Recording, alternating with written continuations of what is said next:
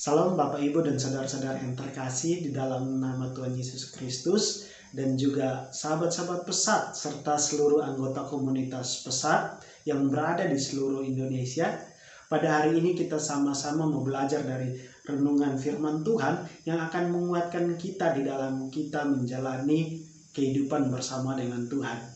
Renungan kita pada hari ini saya beri tema yaitu pemimpin yang benar. Renungan ini terambil di dalam kitab 1 Petrus pasal yang kelima ayatnya yang kedua dan yang ketiga. Demikian bunyi firman Tuhan.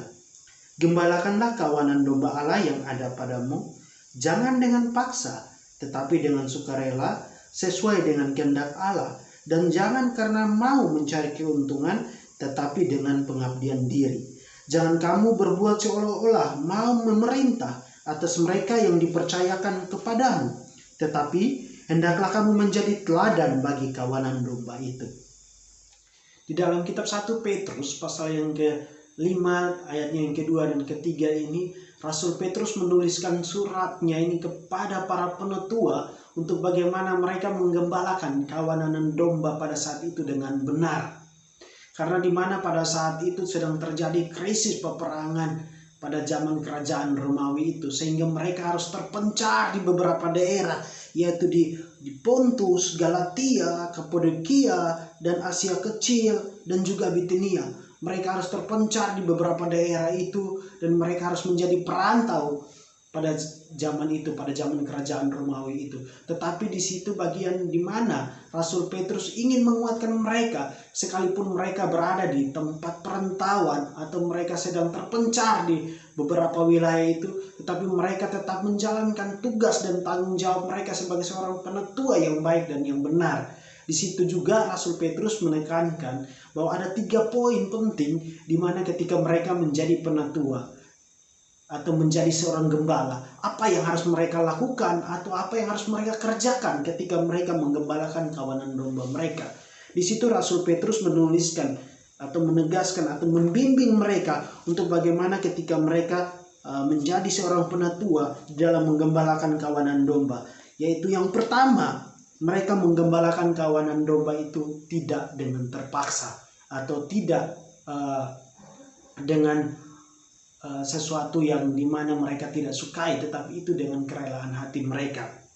Yang artinya bahwa ketika mereka menggembalakan kawanan domba itu, maka mereka menggembalakan dengan tulus, mengerjakan itu semua dengan tanggung jawab yang mereka punya, yang Tuhan berikan kepada mereka. Karena itu adalah sebuah bentuk kepercayaan di mana ketika mereka menggembalakan kawanan domba, maka hal yang harus mereka lakukan yaitu mereka harus menggembalakan itu dengan tulus, tanpa dengan terpaksa. Itu yang pertama.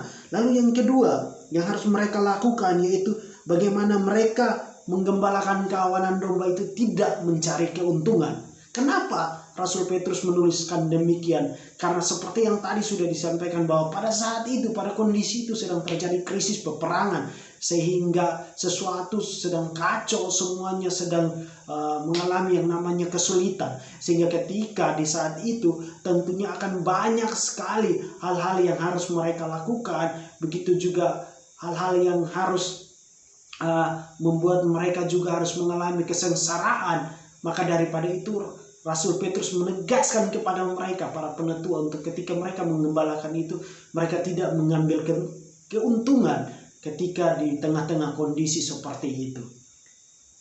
Tetapi bagaimana ketika mereka menggembalakan atau mereka membimbing setiap kawanan domba itu, pada saat itu mereka menggembalakan atau membimbing dengan penuh pengabdian diri, yang artinya mereka melakukan itu juga mengabdi kepada siapa? Mengabdi kepada Tuhan.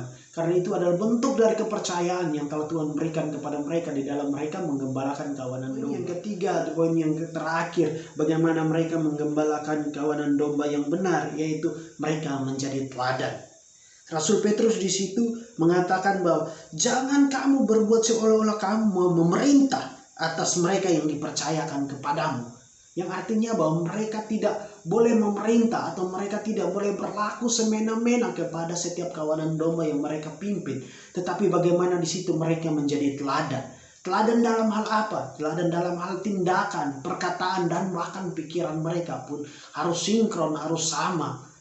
Sehingga itu mereka bisa menjadi seorang penatua yang baik.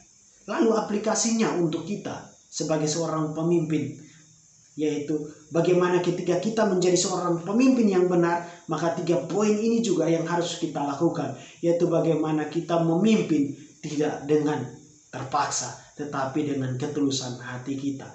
Yang kedua, ketika kita menjadi seorang pemimpin, maka kita akan harus memimpin dengan tidak mencari keuntungan, tetapi bagaimana kita melakukan itu karena pengabdian diri, karena itu adalah bentuk kepercayaan yang Tuhan berikan kepada kita.